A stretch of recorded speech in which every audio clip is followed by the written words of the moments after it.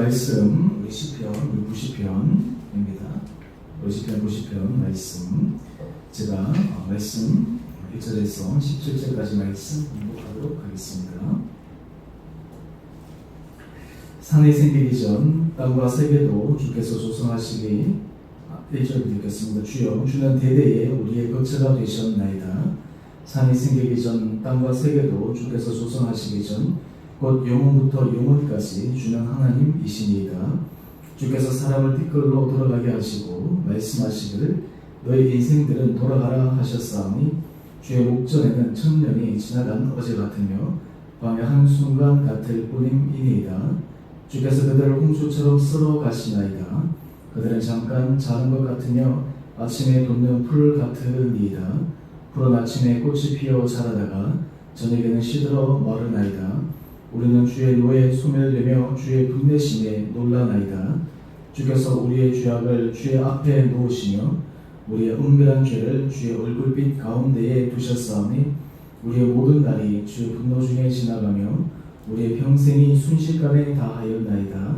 우리의 연수가 70이요 강건하면 80이라도 그 연수의 사람은 수고와 슬픔뿐이요 신속히 가니 우리가 날아가나이다.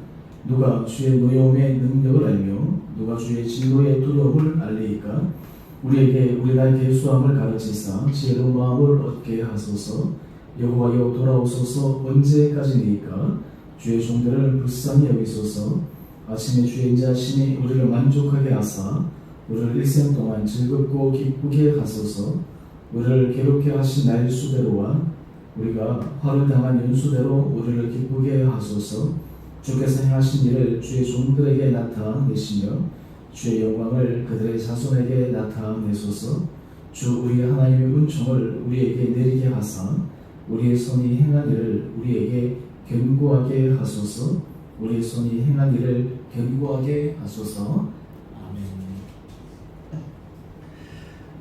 우리 59일 우리 수요일에 나오신 여러분 분들 주님으로 축복합니다. 이 수배 우화 중에 이런 얘기가 있습니다. 어느 날 사자와 나귀와 여우가 합동해서 사냥을 나갔습니다. 그래서 이제 사냥을 해서 그것을 나누어야 되는데 사자가 말했습니다.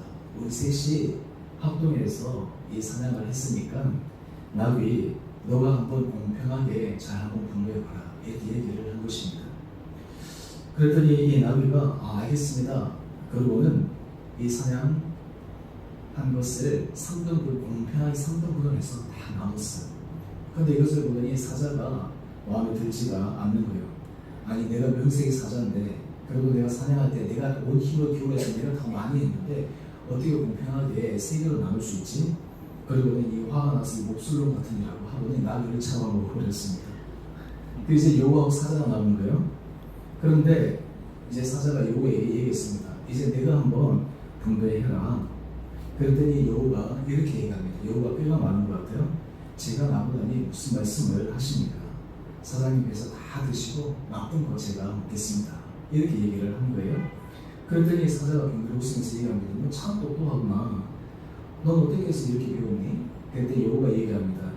나귀가 죽는 걸 보고 배웠습니다. 여러분 우리가 인생에 있어서 하나님께서 우리 인생에 있어서 참 많은 교훈들을 허락하여 주십니다. 사실 주변에 늘 삶을 살아가는 많은 우리의 샘플 케이스들이 너무너무 많은데 우리는 사실 그 샘플 케이스를 보면서도 똑같이 그런 길을 걸어가는 실수와 잘못을 저지르는 경우가 너무너무 많이 있습니다.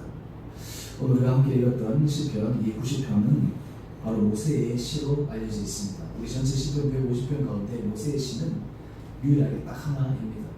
오늘 그 모세를 통해서 하나님께서 그의 삶을 통해서 주신 그 지혜와 그의 삶을 통해서 주신 그 교훈을 우리가 함께 배우기를 원합니다.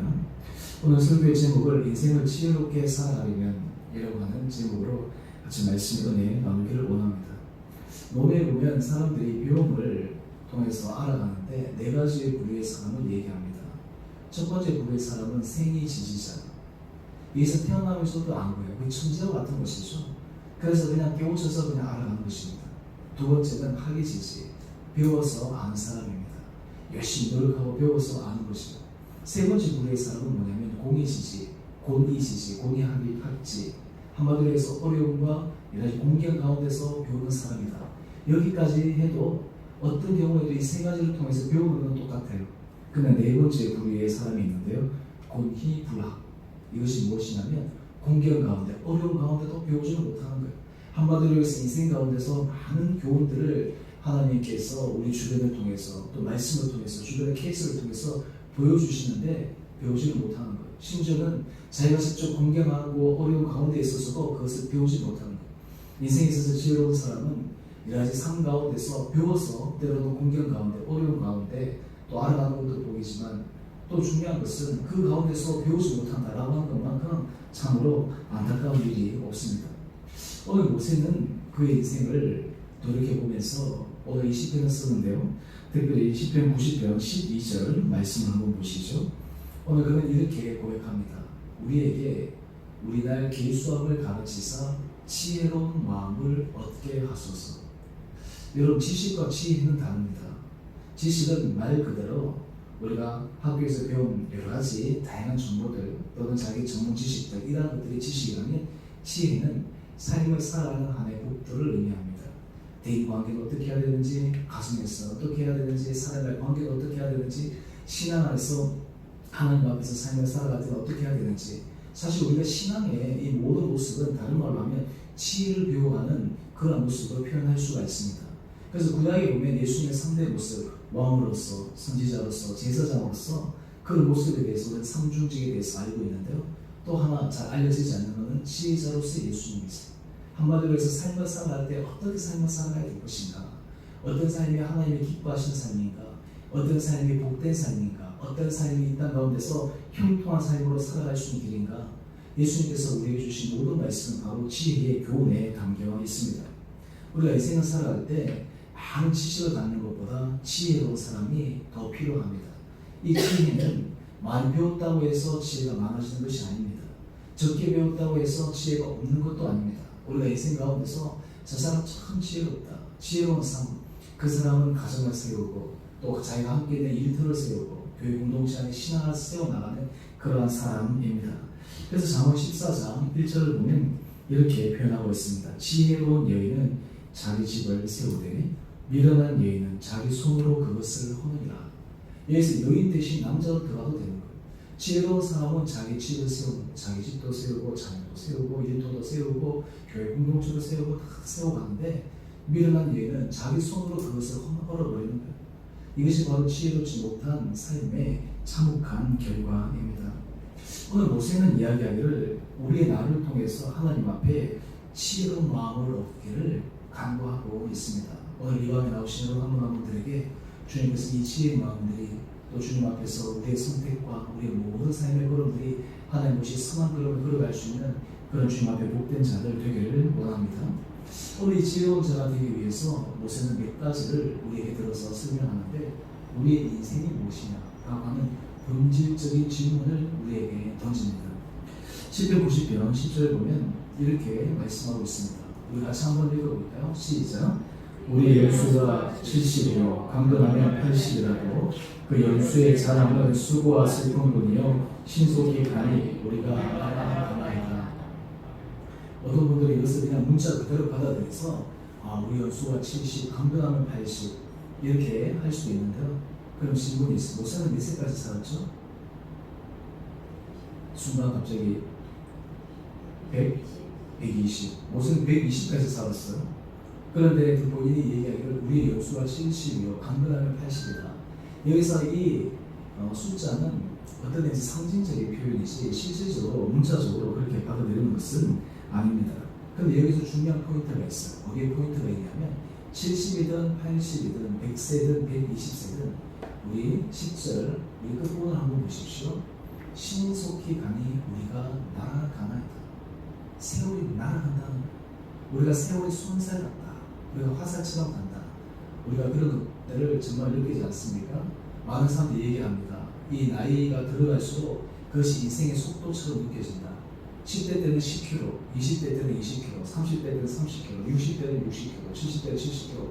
가면 갈수록 점점 속도가 빨라진다라고 하는 거예요. 여러 가지 이유가 있을 수가 있습니다. 사실 10대 때, 20대 때는 삶이 변화무쌍하기 때문에 삶이 이것이 그렇게 빨리 가지 않지만 나이가 점점 들어가면 삶이 단조로워지고 단순해지고 그러다 보니까 똑같은 일상생활이 반복되다 보니까 그것이 더 빨리 가는 것처럼 느껴질 수도 있습니다. 여러분 우리가 인생에 있어서 세월이 이렇게 빨리 가는데 하나님 앞에서 정말 그 세월을 어떻게 살아가야 되는가? 똑같은 삶을 살아갑니다. 똑같은 시간이 주어져 있습니다. 이런 하나님께서 공평하게 우리에게 주신 것이 있는데 그것은 바로 시간입니다. 이 세상의 모든 사람에게 공평하게 똑같은 시간을 주셨어요.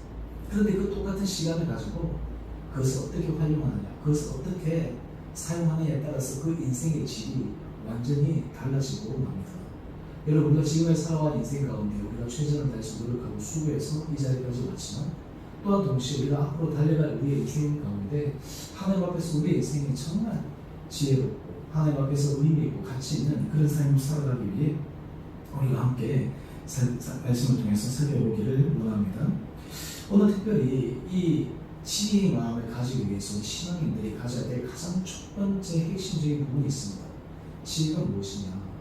여러분 지혜가 되면 우리 잠언서 말씀이 딱 떠오르죠? 바로 잠언 9장 10절 말씀입니다. 우리 같이 함께 읽어보겠습니다. 시작. 여호와를 경외하는 것이 지혜의 근본이요 거룩하신 자를 아는 것이 명철이니라. 아멘. 여러분 인생을 바라볼 때 사람이 다양한 인생의 경험, 지혜 이런 것들을 통해서도 지혜로울 수 있지만 인생의 최고의 지혜는 여호와를 경외하는 데 있습니다. 인생에 있어서 최고의 지혜는 여호와를 알아가는 데 있습니다. 우리가 주의 말씀 앞에 또 우리가 주의 말씀을 마음속에 깊게 새겨진다고 하는 것은 우리 인생이 바로 지혜의 삶을 살아가는 핵심적인 요인이다라고 하는 것입니다. 이것은 솔로몬이 그의 인생을 통해서 경험해서 이야기한 것이고 또 다윗도 비슷하게 얘기를 했습니다. 시편 111편 10절 말씀 한번 볼까요? 시편 111편 10절 말씀을 보니까 다윗이 이렇게 고백합니다. 여호와를 경외함이 지혜의 근본이라. 그의 계명을 지키는 자는 훌륭한 지각을 가진 자이니 여호와를 찬양함이 영원히 계속되리로다. 여러분 지혜 있는 사람은 바꾸어 얘기하면 어떤 사람입니까? 여호와를 경외하는데 주의 말씀을 지키고 준행하고 순종하며 가는 사람입니다. 다른 말로 하면 오늘 하나님께서 내게 하신 말씀이 무엇일까? 하나님께서 우리 가정에게 말씀하신 것이 무엇일까? 하나님께서 우리 공동체에게 말씀하신 것이 무엇일까? 날마다 주의 말씀 가운데 우리의 마음을 열고 우리의 귀를 열고 날마다 그 말씀을 깨달아가고 그 깨달은 말씀을 우리가 적용하고 실천하고 이런 사람들이 바로 지혜로운 사람이다 라고 하는 것입니다. 여러분 인생 가운데서 우리가 하나님을 알아간다 라고 하는 것은 결국 종교적인 지식, 현학적인 지식, 철학적인 지식, 어떤 사상적인 지식에만 머물러 있는 것이 아닙니다. 여러분 하나님을 잘 알아간다고 하는 것은 다른 말로 하면 사람을 잘 알아가는 것입니다. 하나님을 잘 알아간다고 하는 것은 우리가 이 세상에서 돌아가는 여러 가지 삶의 원리들을 제대로 꿰뚫어 보는 것입니다. 여러분 성경에 있어서 복음에 있어서 가장 중요한 원리가 이 십자가의 원리인데요. 그것이 무엇이냐면 하나님 사랑과 이웃 사랑이에요. 하나님 사랑과 이웃 사랑을 다른 말로 하면 눈에 보이는 사람을 사랑하는 것, 그것이 바로 하나님을 사랑하는 것이고 하나님을 사랑하는 것은 다른 말로 하면 눈에 보이는 사람을 사랑하는 것입니다. 그 사람에 대해서 바로 나 자신도 포함되는 것이고 이웃도 포함되는 것이고 모든 것이 포함되는 것입니다. 그래서 다른 말로 하면 우리가 하나님을 알아가는 것과 그리고 사람을 알아가는 것은 이것이 함께 더불어가는 것입니다. 켈빈이 기독교 강요의 제일 첫 번째 장에 우리의 지식을 얘기하는데요. 우리의 지식은 하나님을 아는 지식과 사람에 대한 지식 이 두 가지가 바로 함께 어우러진 것이 바로 지식이라고 얘기를 했어요. 여러분 지혜로운 사람은 하나님을 잘 알아가는 사람은 사람을 잘 알아갑니다. 그 사람을 잘 알아갈 때 오늘 우리가 포인트는 무엇이냐면요. 바로 자기 자신을 잘 알아갑니다. 자기 자신을 잘 알아가요. 내 자신의 현존과 내 자신의 문제를 이런 것들을 하나님 앞에서 철저하게 깨달아가는 것입니다. 오늘 그래서 모세는 이 가운데 하나님과 우리 인간의 모습을 대비시켜서 몇 가지로 말씀하고 있는데 먼저 시편 90편 2절 말씀을 보면 이렇게 말씀합니다. 산이 생기기 전 땅과 세계도 주께서 조성하기 전 곧 영원부터 영원까지 주는 하나님이십니다. 다른 말로 하면 하나님이라는 존재에 대해서 하나님은 태초부터 말까지 산이 생기기 전 땅과 세계가 조성하기 전 영원부터 영원까지 계신 분이 바로 하나님이시다 라고 하는 절대 명제를 지금 모세는 이야기를 하고 있습니다. 한마디로 얘기해서 하나님의 그 존재 자체는 우리와 비교할 수 없는 영원의 존재다라고 하는 것입니다. 자, 거기에 비해서 우리 사람의 존재가 어떠할까요? 우리 3절 말씀 한번 볼까요? 우리 3절 말씀을 보면 주께서 사람을 티끌로 돌아가게 하시고 말씀하시기를 너희 인생들은 돌아가라 하셨사오니. 사람은 결국은 어떻게 돌아간다고요? 티끌로 돌아가는 거예요. 흙에서 왔으니 흙으로 돌아가는 인생입니다. 하나님은 영원한 그 하나님 앞에 우리의 인생은 티끌 같은 존재, 하나님 앞에서 영원한 존재 앞에 우리는 굉장히 한시적인 그러한 존재입니다. 여러분, 우리가 인생을 살아갈 때 하나님 앞에서 이러한 상대적인 우리의 모습을 깨닫고 우리의 모습을 알 때 우리의 현재 걸음걸음을 어떻게 해야 될지를 우리는 분명하게 알 수가 있습니다. 또 이어서 우리가 시편 90편 4절 말씀 한번 볼까요? 여기 보니까 주의 목전에는 천년이 지나간 어제 같으며 밤의 한순간 같을 뿐입니다. 하나님 보시기에 천년이 지나간 어제 같아요. 천년이 한순간이죠. 자, 그런데 우리 인생은 어떠합니까? 시편 90편 우리 6절 말씀 한번 보시죠. 시편 90편 6절 말씀을 보면 푸른 아침에 꽃이 피어 자라다가 저녁에는 시들어 마르나이다. 요즘 이 꽃이 보면 우리도 앞에 강대상 이렇게 하면 어떤 곳들은 2주씩 갈 수 있도록 우리가 잘 하지만 어떤 곳들은 그냥 하루 만에 짓는 그런 것들이 있지 않습니까? 모든 식물은 반드시 이렇게 생기면 죽게 되어 있어요. 생로병사, 이것이 자연의 법칙이고 생물의 법칙, 바로 우리 인간의 법칙입니다. 하나님 앞에서 시간은 무한한 가운데서 흘러가지만 우리는 하나님 앞에서 존재 자체는 너무 한시적인 시간 가운데 밖에 살아갈 수 없다라고 하는 것입니다.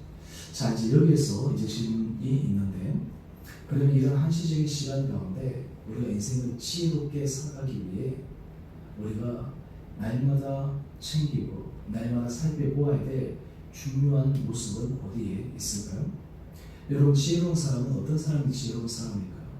지혜로운 사람은 자기 자신을 끊임없이 하나님 말씀에 비추어서 알아가는 사람입니다. 소크라테스가 너 자신을 알라 라고 얘기를 했을 때 그 말의 의미는 무엇이냐면 문답법을 통해서 너 자신을 알라는 말의 결론은 이것입니다. 너의 무지를 알라는 거예요. 모른다라는 것을 알라는 거예요. 이 세상을 살아가면서 우리는 안다라고 생각하는데 실제로는 모른다라고 하는 것을 알 때 거기서부터 진정한 새로운 배움, 진정한 새로운 시작이 출발되어진다라고 하는 거예요. 여기서 사실 우리 모든 인생은 날마다 새로워질 수가 있는데 새로워질 수 있는 결정적인 중요한 이유는 우리 삶의 모습들을 철저하게 바라볼 수 있는 그 믿음의 눈이 필요합니다. 그런데 오늘 모세는 이 시편을 통해서 우리들에게 우리 인생을 바라볼 때 우리가 반드시 보아하고 기억하고 그것을 성찰하고 깨달아야 될 부분을 이야기하고 있어요. 그것이 바로 시편 90편 우리 8절 말씀인데요. 우리 같이 함께 읽어보겠습니다. 시작. 주께서 우리의 죄악을 주의 앞에 놓으시며 우리의 은밀한 죄를 주의 얼굴빛 가운데 두셨사오니. 여러분, 신앙이 살아가기 위해서 우리에게 가장 중요한 것은 우리 자신의 죄성을 들여다보는 것, 우리 자신의 본질을 들여다보는 것입니다. 우리나라 하나님께서 참 놀라운 은혜를 더하여 주셨는데 저는 정치권을 볼 때마다 참 안타까움을 보는 것은 모든 문제가 일어나면 항상 남 탓을 해요. 여당은 야당 탓하고 야당은 여당 탓하고 서로 돌아가면서 정치인들은 자기 탓을 하는 경우가 없어요. 항상 남 탓을. 당신이 잘못했기 때문에 이렇게 됐고 당신이 못해서 이렇게 됐고 또 서로 공수가 바뀌면 늘 그래요. 그런데 이것이 우리 국민 정서에 그대로 묻어가지고 많은 사람들도 어떤 문제가 일어나면 늘 남 탓을 합니다. 너가 이래서 그렇고 이렇게 잘못해서 그렇고. 그런데 인생에 있어서 그래가지고 인생이 발전할 수가 없습니다. 인생에 있어서 발전은 남에게서 문제를 찾는 것이 아니라 우리 자신에게서부터 문제를 찾는 것입니다. 여러분, 찬송가 308장 보면 내 평생 살아온 길 찬양 여러분 잘 아시죠? 이 내 평생 살아온 길 찬양 1절 가사가 이러합니다. 내 평생 살아온 길 뒤를 돌아보니 걸음마다 좌우마다 모두 죄뿐입니다. 여러분, 이 찬양의 가사 내 평생 살아온 길 뒤를 돌아보니 걸음마다 좌우마다 모두 죄뿐입니다. 여러분, 사실 우리 인생을 가만히 돌이켜보면 우리가 주님의 은혜라는 이 고백을 하는 이면에는 뭐가 있냐면 바로 우리의 죄성과 우리의 부족함과 우리의 연약함들이 그 가운데 담겨 있는 것을 우리는 알아야 합니다. 그런데 우리가 사실 이 인생 가운데서 이것을 깨닫지 못하면 우리 인생은 한 걸음도 앞으로 나갈 수가 없어요. 우리가 인생 가운데서 지혜롭게 이 걸음을 나가기 위해서는 여기서부터 출발해야 합니다. 여기서부터 우리 자신을 정치적으로 들여다보면서 끊임없이 하나님 앞에 우리 마음을 내려놓아야 합니다. 그래서 시편 90편 우리 9절 말씀 한번 보시면 이렇게 얘기합니다. 우리의 모든 날이 주의 분노 중에 지나가며 우리의 평생이 순식간에 다하였나이다. 여러분, 우리의 모든 날이 주의 분노 중에 지나가고 우리의 평생이 순식간에 다하였나이다 라고 얘기를 하고 있어요. 여러분, 사람이 인생을 살아가면서 저는 위대한 사람은 날마다 자기 자신을 성장시키고 고쳐나가고 발전하는 사람입니다. 어떤 사람이 성장할 수 있습니까? 어떤 사람이 계속해서 전진해 나갈 수 있습니까? 자신의 본 모습을 즉시하는 것입니다. 내가 옳다고 생각하는 순간, 내가 잘하고 있다고 생각하는 순간 거기에는 어떤 성장과 발전이 될 수가 없습니다. 신앙 가운데도 마찬가지입니다. 우리가 예수 그리스도의 깊은 은혜 아래 들어갈 수 없는 이유 중에 하나는 우리 자신이 주님 앞에서 철저한 예수 그리스도의 보혈로 우리의 모든 죄가 씻고 씻김받고 구속받을 수 있다는 분명한 믿음의 확신이 부족하기 때문에 그러합니다. 이러한 것은 우리 안에 어떤 마음을 가져올까요? 바로 잠언 16장 18절 말씀인데요. 교만은 패망의 선봉이요 거만한 마음은 넘어짐에 앞서는다. 우리가 하나님 앞에서 우리 자신의 본 모습을 직시하지 못하게 되면 우리 사람의 마음은 어떻게 될까요? 자연스럽게 교만해지는 거예요. 자연스럽게 거만해지는 거예요. 그래서 교만과 거만에 여러 가지 다양한 정의가 있지만 이 교만과 거만의 여러 가지 정의 가운데 하나를 심플하게 얘기하면 이것입니다. 나는 옳고 너는 틀렸다. 나는 옳고 내가 하는 것은 맞고 당신이 하는 것은 그러다라는 거예요. 우리가 인생을 살아갈 때 사실 이런 사람들을 만나면 굉장히 피곤하거든요. 이런 사람들과 얘기하다 보면 굉장히 어려울 때가 많아요. 본인은 맞고 너는 틀렸다. 이런 사람하고 만나면 참 그것을 이게 깨닫게 하는 게 굉장히 어려워요. 근데 가만히 보면 본인이 다 틀렸는데, 본인이 다 잘못됐는데 자기 옳다고 생각하니까 이거 바꿀 수도 있고 안 바꿀 수도 있고 이걸 어떻게 얘기해야 될지 우리 인생 가운데서 그런 경우를 얼마나 많이 봅니까? 개인의 관계에서나 사회적인 관계에서나. 근데 이 교만과 이 거만이 바로 그러한 마음이에요. 여러분, 이스라엘 백성들은 하나님 앞에 보인 마음이 바로 그런 마음이었어요.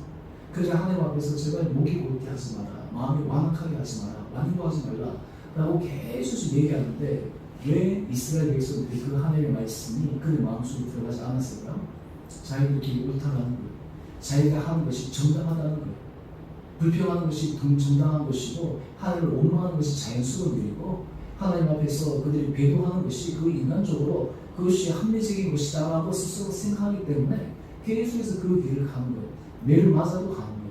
그들이 꼬꾸라 떨어져도 가는 거예요. 심지어는 그들이 죽음 앞에서도 그 길을 걸어가는 것입니다. 그래서 여러분, 잠언 12장 15절을 보면 이렇게 얘기합니다. 우리 같이 함께 읽어볼까요? 시작. 미련한 자는 자기 행위를 바른 줄로 여기나 지혜로운 자는 권고를 듣느니라. 여기서 보면요, 미련한 자는 자기 행위를 바른 줄로 안다. 그러니까 그렇게 살아가는 거예요. 그러니까 인생 가운데 있어서 하나님 주신 놀라운 진리의 은혜 단계에 들어갈 수가 없는 것입니다. 여러분, 모세가 그가 120년의 인생을 살면서 그는 정말 위대한 사람이지 않았습니까? 여러분, 예수님 못지않게 그는 이스라엘 백성들에게 정말 놀라운 기적을 행한 사람입니다. 하나님께서 모세를 통해서 무려 40년 동안 한번 생각해 보십시오. 거의 한 숫자적으로 한 200만 명에 되는 사람이 40년 동안 먹고 살았어요. 요즘 우리나라 정치가 정말 경제가 문제인데요. 옛날 빌 클린턴이 대통령 당선될 때 바보야, 문제는 경제야, 이 캐치프레이저로 이것을 정권을 가져왔잖아요. 하여튼 모든 부분에서 경제, 이것이 참 중요한 이슈 가운데 하나인데 40년 동안 그 200만의 사람들을 목에 살렸어요. 그것도 광야에서 서로 이런 것이 아니라 그냥 하나님께서 이 모세에게 은혜를 주셔서 만나주시고 매출하게 주시고, 그런데 이 모세가 그 모든 삶 가운데서 이것을 경험했지만 그는 하나님 앞에서 마지막에 서는 순간, 그리고 매 순간마다 그는 자기의 부족함을 고백합니다. 하나님 앞에서 자기 연약함을 고백합니다. 그리고 우리가 인생을 살아갈 때 지혜로운 사람은 내가 하나님 앞에서 성실하고 겸손하게 서 있는 그 마음을 가지는 사람이 바로 지혜로운 사람임을 주님은 우리에게 알려주십니다. 그래서 사실 우리가 인생을 살아갈 때 참 필요한 것은요, 바로 이 다윗과 같은 마음이에요. 우리 시편 51편 우리 17절 말씀 한번 볼까요? 우리 시편 51편 17절 말씀인데요, 우리 같이 한 목소리로 읽어보겠습니다. 시작. 하나님께서 구하시는 제사는 상한 심령이라 하나님이여 상하고 통회하는 마음을 주께서 멸시하지 아니하시리이다. 아멘. 여러분, 이것이 다윗이 하나님 앞에 드린 참회식인데요, 오늘 하나님께서 구하시는 제사는 상한 심령이라 말씀하셨어요. 여러분, 하나님께서 우리에게 원하시는 것은, 하나님, 저는 죄인입니다, 저는 부족합니다, 저는 허물이 많습니다 라고 하는 자를 주님께서 결코 나무라거나 너로 외면하지 않으십니다. 하나님께서 원하시는 것은 바로 이 상한 심령, 하나님께서 원하시는 바로 이 상한 심령, 이것을 갖고 있는 사람이 바로 지혜로운 사람입니다. 여러분, 우리가 이것을 마음속에 새기고 살아갈 때 우리 마음속에 교만이나 거만이나 때로는 우리 마음속에 정말 하나님께서 기뻐하시지 않는 것들이 우리 마음을 지배하지 않도록 우리 마음을 잘 통제해 나갈 수가 있습니다. 요즘 코로나 바이러스 보면서 얼마나 안타까워요. 제 친구가 이제 대구에 있는 친구들이 있는데 단톡방이 있어. 그래서 올라온 거예요. 이 대구가 청정 지역인 줄 알았더니 이 대구가 완전히 우한과 같이 되어버렸다고. 한순간에 그냥 이거 확진자가 확 늘어났잖아요. 특정한 사람을 얘기할 수는 없지만, 근데 그분의 사양을 보면 좀 안타깝거든요. 병원에서 좀 받아보고 검사 좀 받아보라 하면 한번 받아봐야 되지. 어떻게 받아보지도 않고 마스크도 안 끼고 그냥 막 했는데 결국 자기 고집 때문에 어떻게 되는 거예요? 주변 사람들 또 하여튼 지금 대구 전체가 막 그러잖아요. 그 다른 동산들 보니까 사람들 많이 다니는데 이렇게 많이 다녀가지고 그냥 사람들이 극심한 심리적인 불안함에 시달린 것이죠. 한마디로 해서 실제적인 것보다 이 심리의 공포가 지금 더 커져버리는 거예요. 제가 그저께 예전에 제가 처음 전도사 할 때 제가 이제 사역했던 그때 우리 교사였던 스님들이 있어요. 그때 저보다 나이가 이제 한 3살 어리고 7살 어린데 이분들이 이제 저하고 이제 만나서 식사를 하는데 한 선생님이 그러는 거예요. 목사님, 오늘 제가 지하철 타고 와보니까 예전에 비해서 지난주는 완전히 거의 한 10명 중에 9명이 마스크를 꼈다면 오늘은 보니까 한 10명 중에 한 7명 정도가 마스크를 껴서 이게 조금 좋아지는 것 같아요. 그게 그저께 얘기거든요. 그런데 이제 오늘 이 사건을 인해가지고 지금 다시 분위기가 완전히 반전되어 버리는 거죠, 지금. 그런데 우리가 그것을 가만히 보면 저는 그 한 사람의 문제가 아니라 그것이 바로 우리 인간의 본연의 모습이다 라고 하는 거예요. 하나님께서 말씀하셔도 그냥 자기 고집대로 해버리는, 자기 고집대로 한번 해버리면 어떻게 돼요? 자기만 문제가 되는 것이 아니에요.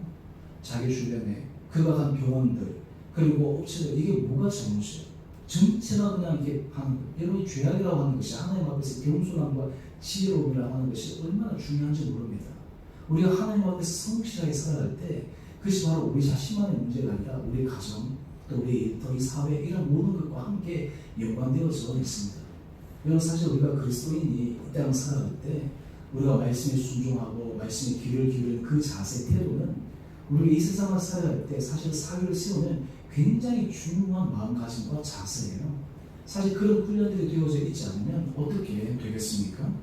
오늘 지금 하나님께서 구하시는 제사는 상신령이라고 말씀하고 있거든요. 여러분, 우리가 지혜로운 삶을 살아가기를 원할 때 내가 하나님께서 우리에게 그런 은혜 마음 허락하여 주시기를 원합니다. 제가 이제 설립 3주년 지나고 또 이제 원래 또 장로 임시식도 있고 또 그래서 이제 아버님하고 종종 통화를 하는데 아버님이 저하고 통화를 하면서 한 번에 저한테 진지하게 그런 말씀을 하시는 거예요. 내가 꼭 할 얘기가 있다. 무슨 말씀이십니까? 앞으로 주를 위해 하나님께서 은혜 주시고 앞으로 이제 잘 진행될 텐데 저에게 꼭 당부하고 싶은 마음이 있다. 그게 뭡니까? 제가 물었더니 아버님 그러시는 거예요. 너 옛날 그 시작교회에 너 힘들게 했던 사람 너 마음으로 용서하고 축복해야 돼. 그래야지 너의 교회가 복받아. 그래서 제가 아버님한테 뭐라 그러냐면 저는 이제 그 사건을 어떻게 바라보냐면 그 사람에 대한 믿고 이런 것들 지금 다 떠났고 하나님께서 아주 승리 가운데 바라봅니다. 그 가운데서 그냥 하나님께서 하셨구나. 하나님께서 여러 가지 일들 가운데서 또 그 사람들을 또 하나님께서 그런 환경 가운데 하게 하셨구나. 그러면서 그 말씀이 계속 내 뇌 속에 박히는 거예요. 그래서 또 하나 저한테 던진 질문이 무엇이냐면 뭐 그 사람에 대해서 용서하고 이런 것을 떠나가지고 하나님 앞에 저희의 모습을 보는 거예요. 우리의 모습을 보는 거예요. 하나님께서 우리에게 원하시는 모습은 무엇일까? 하나님께서 우리 주님의 교회 성도들에게, 하나님께서 우리 한 사람 한 사람들에게, 또 그리고 목회자인 저에게 하나님께서 원하시는 마음이 무엇일까?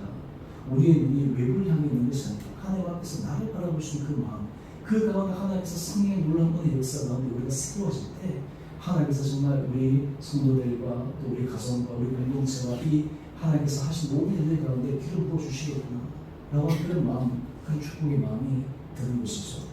요즘 코로나 바이러스 때문에 저도 요즘 기도 제목들이 사실 우리 성도님들 어려운 가운데 있는 성도들을 위해서 기도하지만 뭐 구집사님도 그렇지만 병원 가시는 분들 또 뭐 여러 회사 이런 분들과는 이 기도가 안 될 수밖에 없는 게 한 사람이 전염력이 워낙 강하니까 혹시나 한번 되어버리면 이게 전체적으로 엄청난 타격을 받으니까 또 하나님 앞에 간절히 기도를 드릴 수밖에 없는 거예요.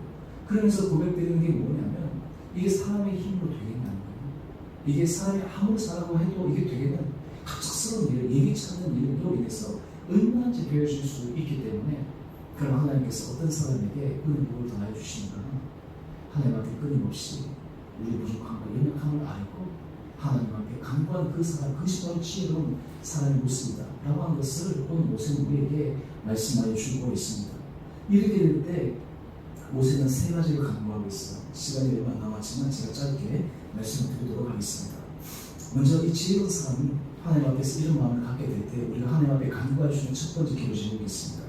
바로 시편 90편 13절 말씀인데요. 바로 끝에 말씀입니다.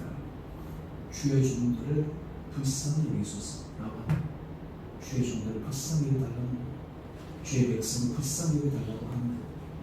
여러분 지금 이 나라가 어렵고 힘들 때 특히 우리가 우리 개인과 가정 또 우리 성도들뿐만 아니라 저 요즘 나라를 위해서 우리가 정말 기도해야 되는 게 우리 기독교인들 그리스도인들이 이 나라와 민족을 위해서 정말 뛰어서 하나님 앞에 회개해야 되고, 나라의 여러 가지 문제들이 정치인의 잘못도 아니고 누구의 잘못이 아니라 그 가운데서 이것이 좀 우리의 재앙입니다. 바로 나의 죄악입니다. 우리 교회의 죄악입니다. 라고 이런 진실한 고백이 하나님 앞에 있을 때 하나님께서 놀랍게 역사하시는 거예요. 우리 안에 누구의 잘못입니다, 누구의 탓입니다 이것이 아니라 하나님 이것이 우리의 죄악입니다. 우리의 연약함입니다. 그럴 때 주님 앞에 제게를 불쌍히 여기소서라고 하는 은혜 기도를 우리는 드릴 수 있으리라 믿습니다. 저는 우리 중요한 성도님들이 하나님 앞에 이런 기도를 드릴 수 있는 복된 교회가 되기를 원합니다. 요즘 우리 노예에 보니까 한번 공문이 왔어.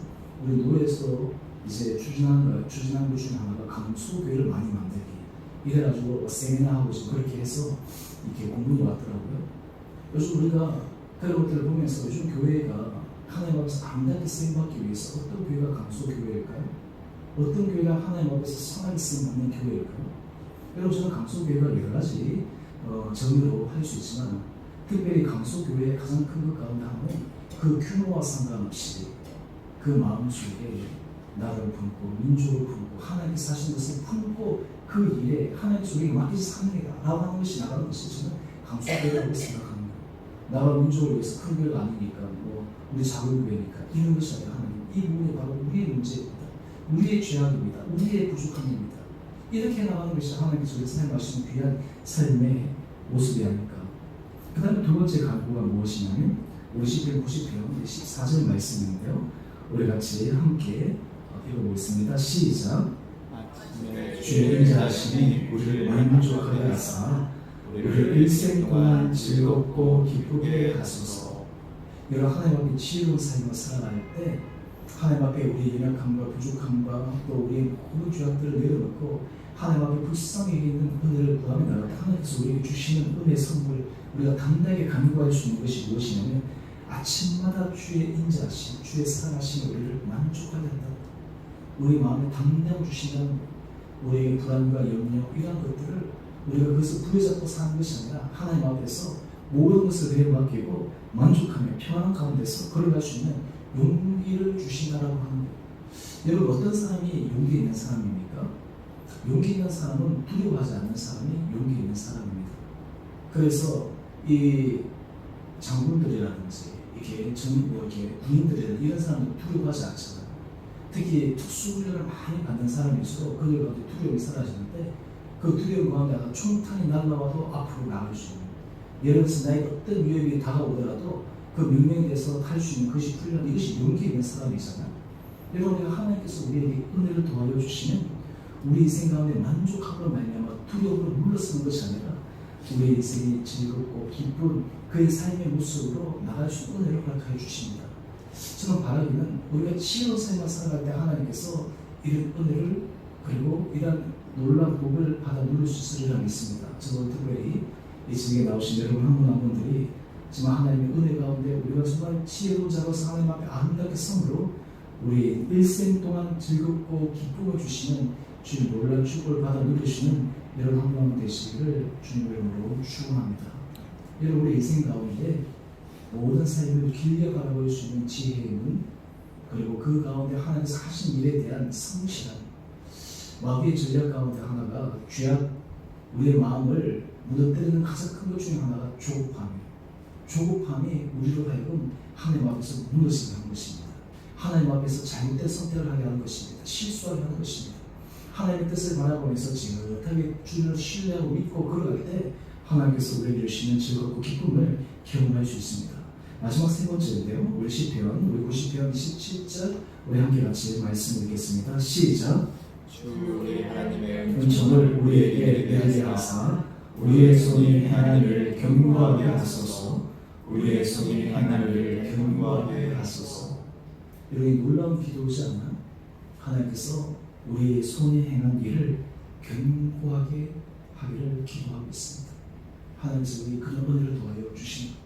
우리 인생을 살아갈 때 많은 경우에 두려움이 어디 있습니까?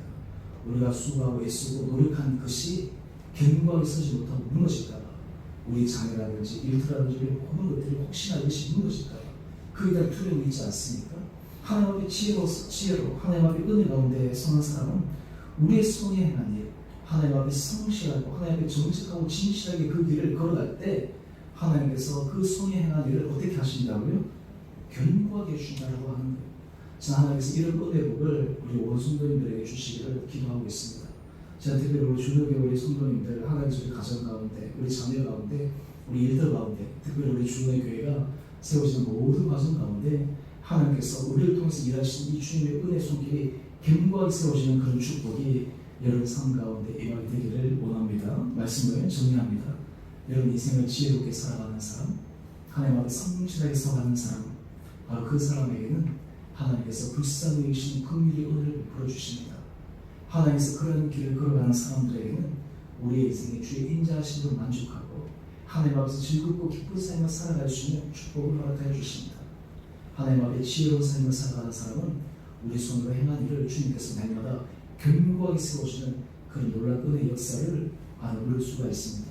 우리 한 분 한 분들 하나님께서 이런 은혜를 허락하여 주셔서 날마다 우리의 인생이 정말 주님 보시기에 선하고 지혜롭고 하나님 보시기에 정말 아름다운 믿음의 길을 매순간마다 걸어갈 수 있는 은혜의 결단들이 우리 가운데 있기를 원합니다. 우리 함께 말씀 생각하시면서 우리 찬송가 204장 1절만 함께 우리 찬양하겠습니다.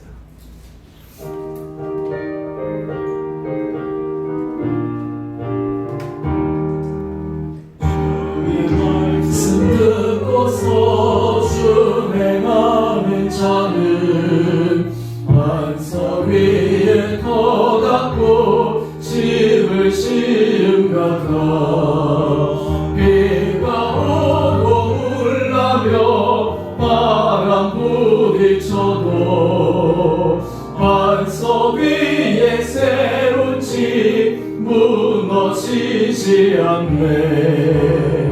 잘 짓고 잘 짓세 우리 집 잘 짓세 만세 반석 위에다 우리 집 잘 짓세. 우리 시간 주님 앞에 기도하기를 원합니다. 주님, 오늘 모세의 시편을 통해 주님 우리가 인생을 정말 지혜롭게 살아가기를 원합니다. 우리에게 우리나라의 계수함을 가르치시사 우리가 지혜로운 마음을 얻게 하여 주시고 정말 주님 앞에서 하나님 기쁘시게 하는 것이 무엇인지, 우리의 가정 가운데 주의 선한 것을 이루어가는 것이 무엇인지, 우리의 자녀, 우리의 일터, 무엇보다 주의 몸된 공동체 가운데 하나님께서 우리를 통해 이루기를 원하시는 주의 놀라운 섭리를 바라보는 그 치유의 마음을 가지고 그를 알 수 있는 은혜 도와주시기를 우리 시간 주님 앞에 간구합시다. 그런데 하나님께서 우리를 불쌍히 여기시고 우리를 만족하게 하시고 우리를 즐겁고 기쁘게 하시고 우리 손에 행한 일을 견고하게 세우시는 그 내복을 누리기를 소망하며 이 시간 우리 안에 모든 불안함과 염려와 또 하나님 앞에 지혜를 간구해야 될 불쌍한 영역들을 가지고 주님 앞에 간구하며 하나님의 은혜를 구하는 기도를 드리도록 하겠습니다. 기도하십시다. 그러하신 주님 참으로 감사, 사랑의 주님 참으로 감사드립니다. 하나님, 우리가 인생을 돌이켜보면 얼마나 세월이 빨리 지나갔는지, 또한 하나님께서 우리에게 허락하여 주실 앞으로 남은 우리 인생을 어떻게 살아가야 될지 다시 한번 말씀을 통해 교묘하게 묵상하며 성찰합니다. 하나님, 우리 마음 가운데 우리 날 계수함을 가르쳐 주셔서 지혜로운 마음을 얻게 하여 주시고 주님 앞에 우리 모든 자신의 본모습들을 정확하게 직시하며 내마다 주님 앞에 정직함과 진실함으로 나가며 하나님께서 우리를 통해서 일하시는 전능하신 주님의 손길을 바라볼 수 있는 우리 온 사랑하는 성도들 되게 하여 주시옵소서. 하나님께서 우리가 이런 지혜의 마음을 가지고 살아갈 때 우리 성도들이 있는 곳에 가정이 세워지게 하여 주시옵시고 우리 자녀들이 세워지게 하여 주시옵시고 우리 일터가 세워지게 하여 주시옵시고 우리 믿음의 공동체가 세워지게 하여 주시고 우리 모든 기도와 간구를 통해 이 나라 민족이 하나님의 은혜 가운데 새로 세워질 수 있는 선한 도구가 바로 하나님께서 우리를 통해 이루어질 수 있는 믿음을 고백하며 나가는 온 사랑하는 성도들 되게 하여 주시옵소서. 그들의 좋은 은혜를 주셔서 축복하여 주셔서 우리 온 성도들의 삶의 자리 자리마다 하나님의 영으로 성령으로 가득 차 정말 지혜로운 자들 되게 하여 주시고 내만 하나님의 선하시고 온전하시고 하나님의 기뻐하신 것을 분별하여 하나님 앞에서 믿음의 길을 걸어가게 하여 주셔서 그를 통해 우리를 통해서 역사하시는 전능하신 주님의 손길 아래 아름답게 쓰여 우리의 인생이 주님 앞에 이 땅 가운데 아름다운 열매를 맺어가는 복된 인생 되게 하여 주옵소서. 하나님, 우리 심지어 코로나19로 지금 여러 가지 어려운 가운데 있습니다. 하나님, 이 나라 민족을 불쌍히 여겨주시고 세계적인 현상 가운데 너무나 예측할 수 없는 그런 불안함 속에 있습니다. 주님, 이 모든 어려움이 잘 하나님의 지어지고 통제되어 줄 수 있도록 주께서 은혜를 도와여 주시고 노력하고 수고하고 애쓰는 자들에게 지혜를 도와여 주시고 또 국민들과 함께 참여하는 사람들에게도 자발적인 마음을 허락하여 주셔서 남을 배려하며 남을 존중하며 저 함께 전체를 생각하는 마음으로 이 위기를 잘 끌고 나갈 수 있는 놀라운 시간 되게 하여 주시옵소서. 이제는 우리 주 예수 그리스도의 은혜와 하나님 아버지의 지극하신 사랑하심과 성령의 충만하신 역사가 우리 주어진 시간 가운데 하나님께서 우리에게 말씀하신 주의 말씀에 경외한 마음으로 귀를 기울이며 그 길을 걸어가므로 내마다 지혜로운 자가 되어 하나님께서 약속하신 놀라운 약속의 말씀을 누려나가 우리의 인생을 통해 하나님께서 섭리하신 모든 것들이 세워지는 은혜를 경험하며 그것을 누리며 더 귀한 열매로 맺기로 소망하는 주의 사랑하는 성도님들 한 분 한 분들과 가정과 자녀와 일터와 주의 몸된 교회 가운데 그리고 이 나라 민족 가운데 이제로부터 영원토록 함께 계시기를 간절히 축원드리옵나이다. 아멘.